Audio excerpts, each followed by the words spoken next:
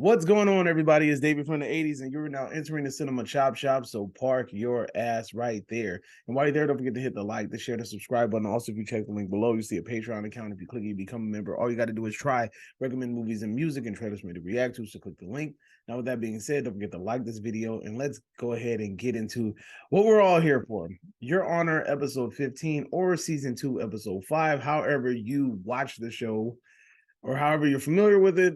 This is what we're talking about. All right, so there's a whole lot to unpack, especially with that cliffhanger at the end of the episode, but I will get to that at the end of the video. So without further ado, let's go ahead and get into it. So we have Gina very pissed off at her husband because he has promised Charlie the Godfather role, and he made a huge scene about it. And because he made a huge scene about it, Gina is now upset with Jimmy, right? And then I feel like she poisoned his ass with the cannoli, but that's another conversation for another day.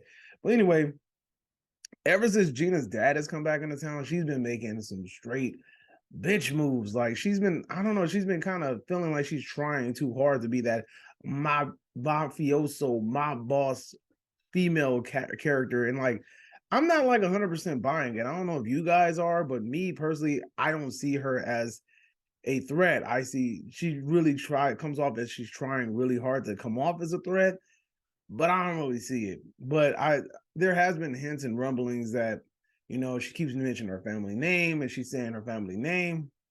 And I've always felt like her family has had like some sort of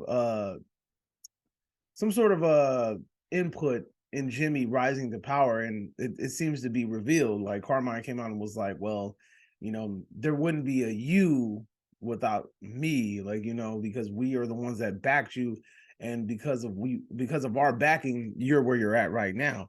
So I kind of already had a feeling that his ascent to power came at the hands of others, but that's neither here nor there. Now the crazy part was that Jimmy is the rational person here. Like, I don't know if you guys have noticed it. He is willing to go to extreme levels of violence, but at the same time, he seems to be a little bit more reserved and logical. It might be because maybe he doesn't want to go to jail.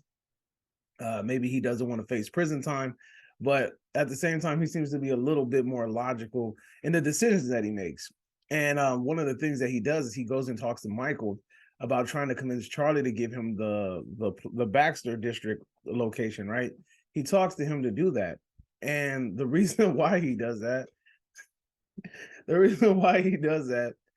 is because he knows that if he takes it into his hands, that most likely there's going to be bloodshed.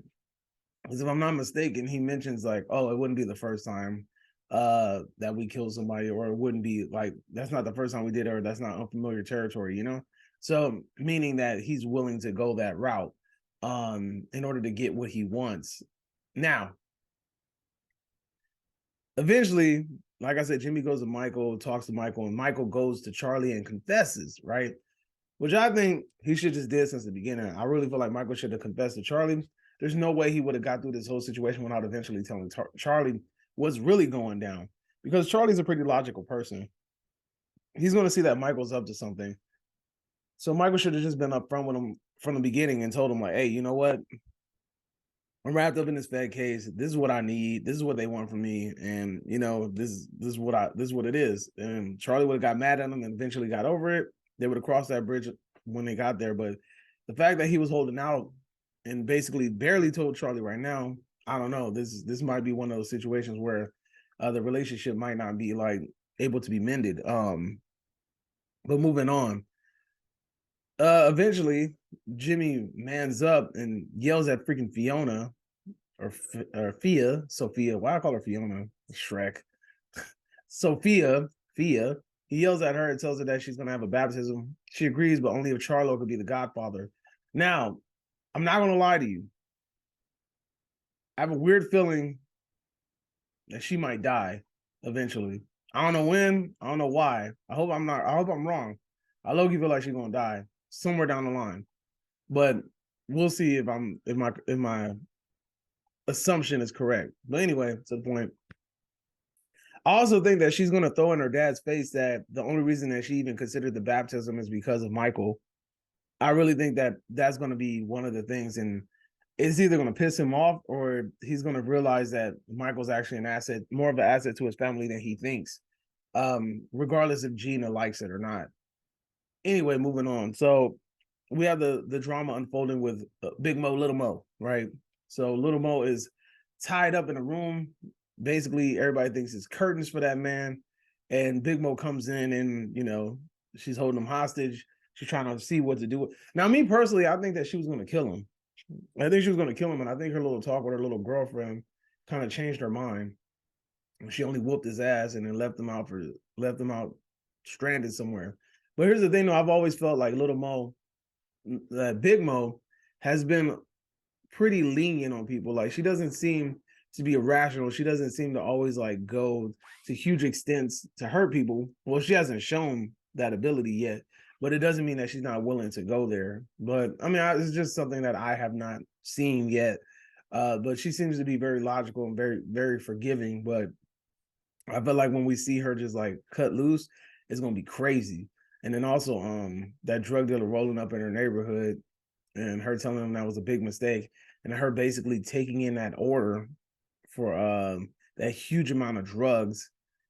It's crazy, especially considering the fact that the last batch of drugs that she had fentanyl in it and she couldn't use it. So, and then the last bit of her money that she used to buy that location.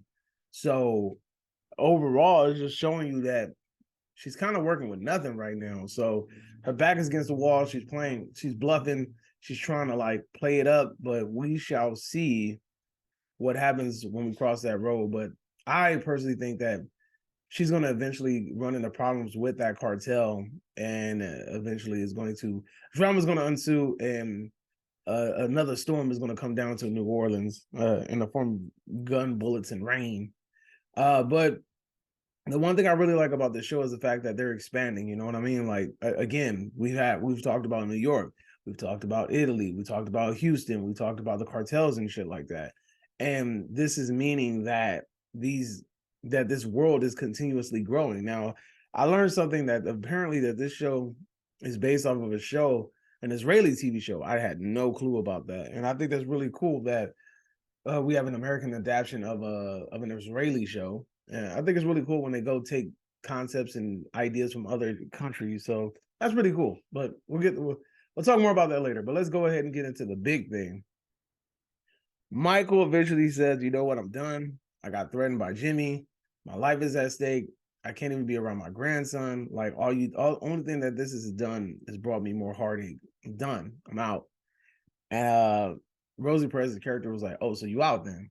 All right, cool." So she lets the female officer come in and arrest him. I forgot her name. The one that was really close to Michael, that was working really close with him in season 1.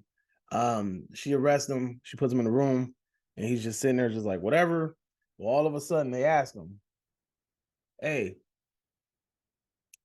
where were you at on the night of your wife being murdered?" And then it cuts. Doom. So I've always, in the back of my mind, felt like Michael may have had something to do with his wife being murdered, especially at the fact that she was having an affair, she was cheating on him. I've always felt somewhere in the back of my mind like Michael probably had something to do with it, regardless if he paid somebody to do it or he did it himself. I don't know, but I feel like he might have had something to do with it. Especially when he was giving Adam that speech in season 1. It was like, "Oh, you have to forgive her, da da da da da da da da da da." Like, he gave him this whole rundown about forgiveness, right? And I feel like the only reason he was talking like that is because he already got even with her, because he was the one that was responsible for her death. At least that's just what I think. So I don't know, but this was a hell of a cliffhanger. To see now now it's starting to heat up. Now that the volume or the temperature is starting to rise. So now this is when the drama ensues. So all the people that were talking about, "Oh, it's slow, it's slow, it's slow." Yeah, now this is where it clicks into overdrive. This is where it starts to push forward. Everything that you wanted is about to start making sense. Like I said, this is a chessboard. Pieces are moving. They might be moving a little bit slowly, but at the same time, regardless of the situation, they still moving. So I can't wait to see where this show goes. What did you guys think of the episode? Me personally, I think every episode this season has been freaking fantastic. 10 out of 10 every episode. Every episode is fun. I love this show immensely. There hasn't been one episode I watched and I was bored. There hasn't been one episode I feel like was filler. Every episode feels like it serves a purpose, feels like it's really building onto the story, and it doesn't take anything away from it. But that's just my opinion. What's your opinion on the show? Let me know in the comment section down below. And you are now exiting the Cinema Chop Shop. Hope you guys have a magnificent day. Adios, homies.